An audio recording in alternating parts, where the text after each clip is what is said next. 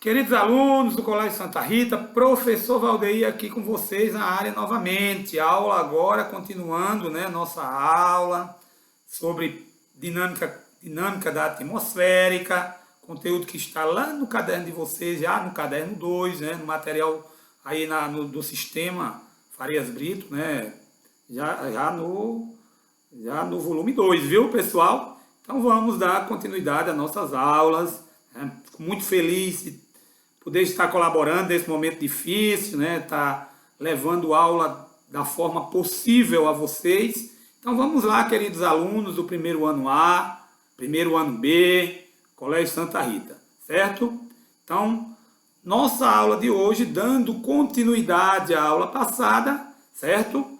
Dinâmica da atmosfera, vamos hoje estudar, né, mais detalhadamente as características do clima. Certo? Então, primeiramente, é muito comum uma confusão entre clima e tempo, certo? Muitos acham que clima e tempo são a mesma coisa, né? Sinônimos, quando na verdade não, certo? Não são sinônimos. Tempo, né, está relacionado às condições de um determinado lugar, em um determinado momento, as condições temporárias da atmosfera, certo? Então, enquanto que o tempo são as condições atmosféricas de um determinado lugar em um determinado momento, o clima, né, é a sucessão dos tipos de tempo em um determinado lugar da superfície terrestre. Ou seja, o clima é permanente. O clima não muda em um curto período de tempo. Para existir, para ocorrer a mudança de um clima de um lugar, isso leva um longo período e muitos estudos para se determinar se o clima de um lugar mudou ou não, certo? Então, por exemplo, o tempo hoje está chuvoso, né? O dia hoje está chuvoso. Estou falando, o dia hoje está chuvoso. Estou falando de tempo ou de clima? Tempo, né? Então, o dia hoje está nublado. Estou falando de tempo, né? Quando eu falo no sertão nordestino, as temperaturas são sempre altas durante a maior parte do ano. Estou me referindo ao clima, certo? A algo que se repete, certo, pessoal? Deu para entender aí direitinho a diferença de tempo e clima? Deu, né? Então vamos continuando nossa aula, certo? Então os movimentos da Terra estão diretamente relacionados a situações como a maior quantidade de raios solares em uma parte do nosso planeta, né? A ocorrência de dias e noites. Então, primeiramente, lembrando, claro que todos vocês já estudaram isso aí, já conhecem esses conteúdos aí, graças a Deus, mas a gente vai dando aí, fazendo aí uma lembrança e relacionando esses movimentos ao clima. Então, primeiramente, o movimento de rotação. O movimento de rotação é o movimento que a Terra realiza em torno do seu próprio eixo. O movimento de rotação é o movimento que o planeta Terra realiza em torno do seu próprio eixo, certo? Duração aproximada de 24 horas. Duração aproximada de 24 horas. Movimento de rotação. Qual a principal consequência do movimento de rotação? A existência dos dias e das noites. A sucessão dos dias e das noites está relacionado diretamente ao movimento de rotação do planeta Terra, que tem como duração aproximadamente, né, 24 horas. Podemos observar que na parte central do planeta Terra, onde fica a linha do Equador, que divide o planeta Terra em hemisfério norte e hemisfério sul, o que podemos observar? Podemos observar que os raios solares, na altura do Equador, esses raios solares atingem a superfície terrestre de forma perpendicular, ou seja, direta. Enquanto que os raios solares que vão atingir as áreas polares de uma forma mais inclinada, ou seja, menos calor, menos raios solares atingem as regiões próximas ao polo. Então, quanto mais próximo ao Equador, mais raios solares, quanto mais distante, menos os raios solares vão atingir essa superfície terrestre. Consequentemente, as áreas mais quentes, né, são de baixas latitudes. Quanto mais próximo do zero, o zero é a linha do Equador, 0 grau de latitude, mais quente. Quanto mais próximo de 90 graus norte, polo norte, 90 graus sul, polo sul, mais frio, certo? Então, movimento de rotação da Terra. Dando continuidade, podemos observar o que eu já falei, ó. Por causa dessa forma que os raios solares atingem o nosso planeta de forma mais intensa, próxima ao Equador, e de forma, menos intensa, próximas aos polos, o planeta Terra é dividido em zonas climáticas. Zonas climáticas. Então, quais são as zonas climáticas do nosso planeta? Vocês podem observar aí que na parte central, onde fica a linha do Equador, do Trópico de Câncer até o Trópico de Capricórnio, localiza-se a zona tropical ou zona intertropical. Essa parte é a parte mais quente do nosso planeta, também chamada de zona tórrida, exatamente porque é a zona climática da Terra que apresenta as maiores temperaturas. Entre o Trópico de Câncer e o Círculo Polar Ártico, localiza-se a zona temperada do norte, certo? E entre o Trópico de Capricórnio e o Círculo Polar Antártico, localiza-se a zona temperada do sul.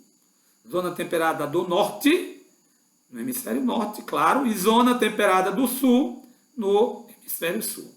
Quais são as características das zonas temperadas? São zonas intermediárias, Elas ficam aí entre a zona mais quente, que é a zona tropical, e no caso da zona temperada do norte, entre a zona tropical e a zona polar ou glacial ártica, que, juntamente com a zona polar ou glacial antártica, são as mais frias. Então, a zona temperada do norte fica entre a zona tropical e a zona polar ou glacial ártica, enquanto que a zona temperada do sul fica entre a zona tropical e a zona polar ou glacial antártica, certo? Uma característica das zonas temperadas é apresentar as 4 estações do ano bem definidas. Apresentar as 4 estações do ano bem definidas. Na zona tropical, não temos as estações do ano bem definidas, porque durante a maior parte do ano é muito quente. Enquanto que nas zonas polares também não aparecem as estações do ano, porque durante a maior parte do ano é muito frio, certo? Com as temperaturas subindo um pouco, mas mesmo assim, se comparado à zona tropical, ainda temperaturas extremamente baixas, é no período do verão, que dura em torno de 3 meses, certo? Então, a zona polar ou glacial ártica, ela fica entre o Círculo Polar Ártico e o Polo Norte, enquanto que a zona polar ou glacial antártica fica entre o Círculo Polar Antártico e o Polo Sul. Como eu já falei, as zonas polares, elas são as mais frias, onde estão localizadas as geleiras, as grandes geleiras do nosso planeta, certo? Zonas climáticas da Terra. Vamos continuar nossa aula? Acabamos de ver o movimento de rotação, e que ele é responsável principalmente pela existência dos dias e das noites. E agora vamos falar do movimento de translação. O movimento de translação é o movimento que a Terra realiza em torno do Sol. O movimento de translação é o movimento que a Terra realiza em torno do Sol. O movimento de translação, tem duração aproximada de 365 dias e 6 horas. 365 dias e 6 horas. Um ano. Um ano a Terra leva para dar uma volta em torno do Sol. Aí vocês podem me perguntar, mas professor, um ano tem 365 dias.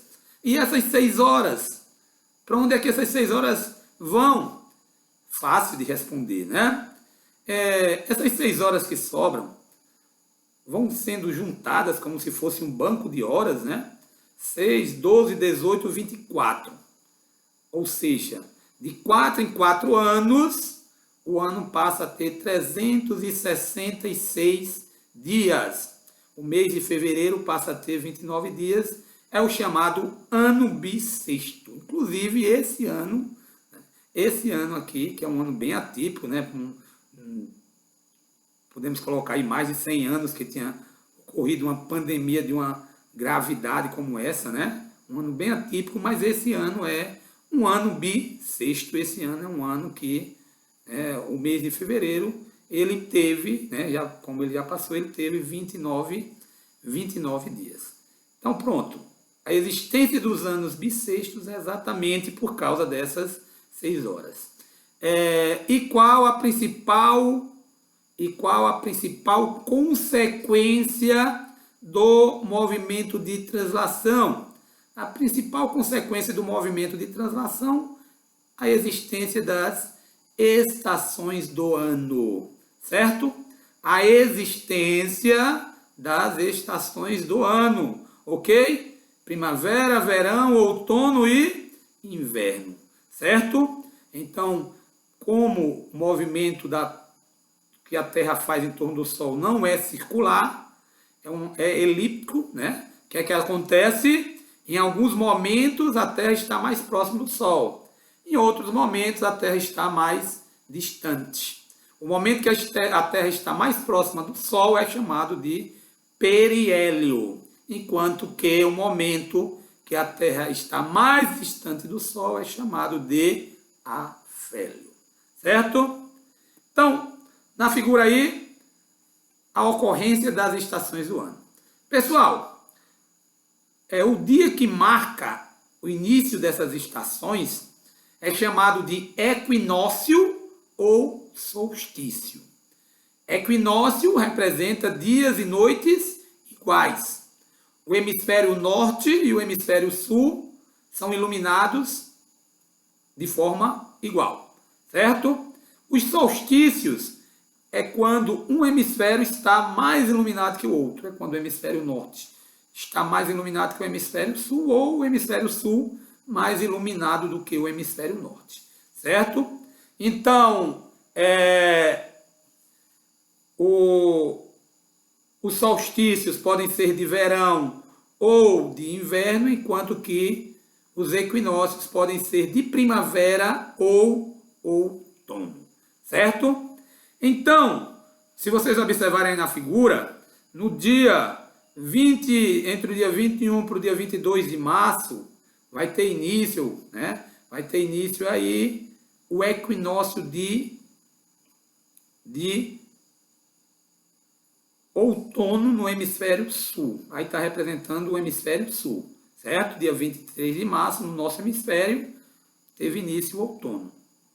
Enquanto que no hemisfério norte teve início a primavera. É sempre uma estação oposta à outra, certo? No dia 21 de junho, solstício de inverno. No hemisfério sul tem início o inverno, solstício de inverno, certo? Enquanto que no hemisfério norte, dia 21 de junho está começando o verão, certo? Então, equinócios, pessoal. O equinócio é quando o Sol está na altura do Equador, certo? Que os dois hemisférios estão sendo iluminados igualmente. Solstício é quando o Sol está na altura, né? Na altura do trópico de Câncer. Por isso que é inverno no hemisfério norte, por isso que é verão no hemisfério norte, verão no hemisfério norte e inverno no hemisfério sul, certo? Quando o Sol está na altura do trópico de Capricórnio, aí sim, verão no hemisfério sul e inverno no hemisfério norte. Mas, 21 de junho, Sol na altura do trópico de Câncer. Então, o hemisfério norte vive o verão e o hemisfério sul vive o solstício de inverno, ou seja, no hemisfério norte, que é solstício de verão, os dias são maiores que as noites. No hemisfério sul, que é solstício de inverno, as noites maiores do que os dias, certo? E aí, no dia 23 de setembro, o Sol volta a estar na altura da linha do Equador. Os dois hemisférios iluminados igualmente, sendo que no hemisfério norte, que em março foi outono, vai ser, aliás, no hemisfério norte, que em março foi primavera, vai ser outono. No hemisfério sul, que foi outono, em março, em setembro, equinócio de primavera. Dias e noites iguais, os dois hemisférios iluminados igualmente. E o solstício de verão no hemisfério sul e solstício de inverno no hemisfério norte acontece no dia 21 de dezembro, certo? Quando o Sol, como eu já falei, está na altura do trópico de Capricórnio. Então, o hemisfério sul sendo mais iluminado e o hemisfério norte com menos iluminação. Solstício de verão no hemisfério sul e solstício de inverno no hemisfério norte, certo? Então, está aí a explicação para a existência das estações do ano, o que são solstícios e o que são equinócios, certo? Beleza, pessoal? Continuando aqui, ó, o clima ele é representado por, elementos e fatores, é composto, certo? Então, quais são os elementos do clima? Primeiramente, temperatura, o que é a temperatura do clima, o grau de aquecimento do ar. Precipitação, o que é a precipitação? Queda de água em forma de chuva, neve ou granizo. O que é que as três formas de precipitação têm em comum, né? Todas as três são a forma, né, que a água que está em forma de vapor na atmosfera volta para a superfície terrestre. Umidade, que é a quantidade de vapor de água presente na atmosfera. Nebulosidade, proporção do céu coberto por nuvens. Pressão atmosférica, força que o ar exerce sobre a superfície terrestre, né? A pressão atmosférica, quanto menor a altitude, quanto menor a altitude, maior a pressão atmosférica. Quanto maior a altitude, menor a pressão atmosférica. Por isso que em áreas de grande altitude, né, o ar se torna rarefeito, certo? Muitas partidas de futebol, por exemplo, que são disputadas em grandes altitudes, jogadores como os do Brasil, que não têm costume com a altitude, né, acabam sofrendo com problemas de falta de oxigênio e muitas vezes perdem o tempo da bola, porque a bola viaja numa velocidade mais rápida, exatamente porque o ar, né, exerce menos força, né, menos resistência a essa bola, por causa que a pressão atmosférica é menor. Vento, o que é o vento, né? O vento é o ar em movimento, né? O vento é o ar em movimento do ar com uma determinada direção e intensidade, certo? Esses aí são os fatores, esses aí são os elementos do clima. Esses aí são os elementos do clima e agora, né, eu vou falar sobre os fatores do clima. Eu agora vou falar sobre os fatores do clima, a influência aí desses fatores na determinação de um clima de um lugar. Primeiramente, vamos falar sobre latitude. Então, a latitude, distância em grau em relação à linha do Equador, certo? A latitude de grau 0 é a linha do Equador. A latitude de grau 90, o polo norte no hemisfério norte e o polo sul no hemisfério sul. Então, qual é o fator da latitude no clima? Quanto maior a latitude, menores as temperaturas. Quanto mais subir a latitude, as temperaturas vão descendo, né? Por quê? O 0 é a maior latitude, as maiores latitudes, e 90 graus, que são os polos, as menores, certo? E a influência da altitude no clima? Qual a influência da altitude no clima? A altitude, pessoal, a altitude é a distância vertical em relação ao nível do mar. Quantos metros, né, aquele lugar está acima do nível do mar, certo? Então, a altitude, não confundam altitude com latitude. Altitude e latitude são conceitos diferentes. Latitude em relação à linha do Equador. Altitude em relação altitude em relação ao nível do mar. Então, quanto maior a altitude, menor a temperatura. Quanto mais a altitude vai subindo, vai ficando, quanto mais vai crescendo a altitude, as temperaturas vão se tornando mais baixas. É por isso que no topo das grandes cadeias montanhosas, certo, pessoal? É por isso que no topo das grandes cadeias montanhosas, essas cadeias são cobertas por neve, neve ali que estão ali há milhares de anos, por causa exatamente da baixa temperatura ocasionada pela altitude. Então, essa é a influência da altitude no clima. As correntes marítimas. Correntes marítimas, elas são verdadeiros rios que correm dentro dos oceanos, e com densidade e temperatura diferente da água que está ao seu redor. Então, essas correntes marítimas, se elas partirem de lugares frios, como as zonas polares, vão ser correntes marítimas frias e vão levando essa característica para os locais por onde essas correntes marítimas vão passando, certo? E aí, ao longo desse percurso, essas correntes vão perdendo suas características, certo? Se essas correntes marítimas se formam em lugares quentes, como próximo ao Equador, essas correntes marítimas vão ser mais quentes. E a mesma coisa, vão levar essa característica, calor, pelos locais onde vão passando e vão perdendo suas características. Massas de ar. As massas de ar são fundamentais para a determinação de um clima chuvoso, ou de um clima mais seco, ou mais frio, ou mais quente.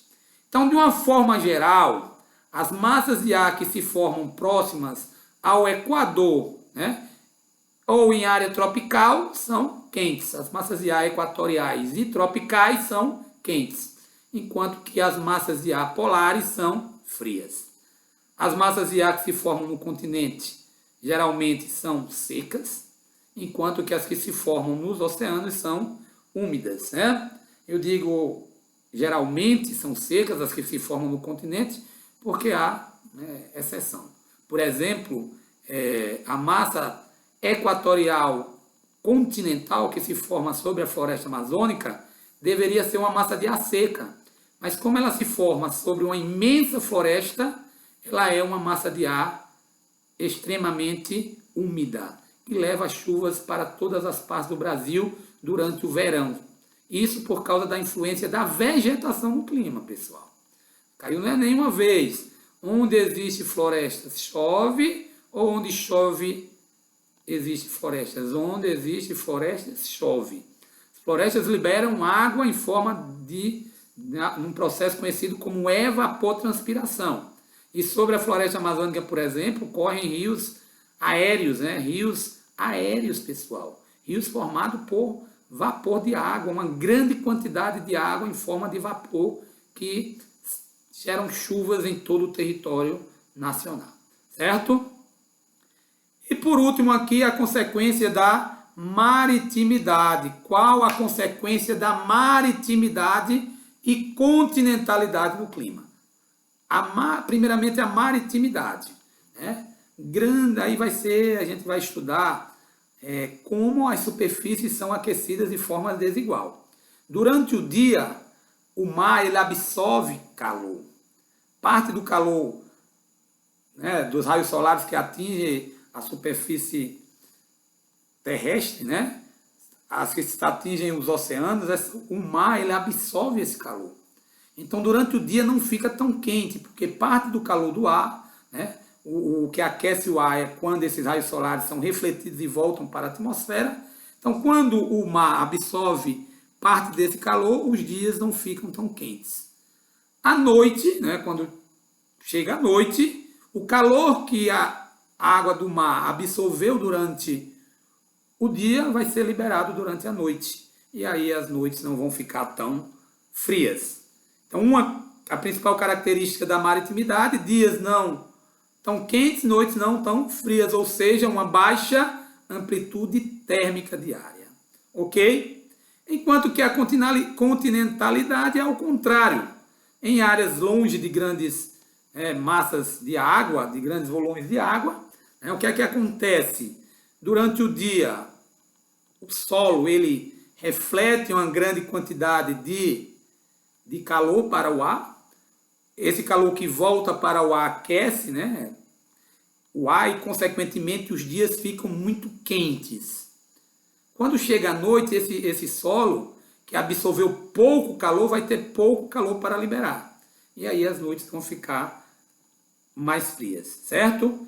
Consequência da continentalidade, uma alta amplitude térmica diária, né, durante o dia e durante a noite, certo? Então, assim, um exemplo, o deserto. Aí vale ressaltar que como o solo do deserto é mais claro, e quanto mais claro, mais os raios solares vão ser refletidos, o solo do deserto não absorve quase nenhum calor durante o dia. E por isso que no deserto, assim que escurece, as temperaturas despencam. Então, no deserto, dias extremamente quentes e noites extremamente frias. Ficou aí o meu abraço, pessoal. Fiquem com Deus, muita paz, muito amor no coração. Em breve estaremos juntos. Professor Valdeir, com muita saudade de vocês. Valeu!